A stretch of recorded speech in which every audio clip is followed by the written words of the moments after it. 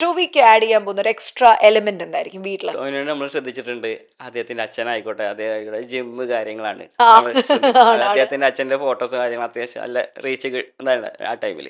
അപ്പോൾ വീടുമായിട്ട് കണക്ട് ചെയ്തിട്ടുണ്ട്, അത്യാവശ്യം നല്ലൊരു ജിമ്മ് കാര്യങ്ങൾ. ആ ഒരു ഇതായിരിക്കും ഏറ്റവും ബെറ്റർ.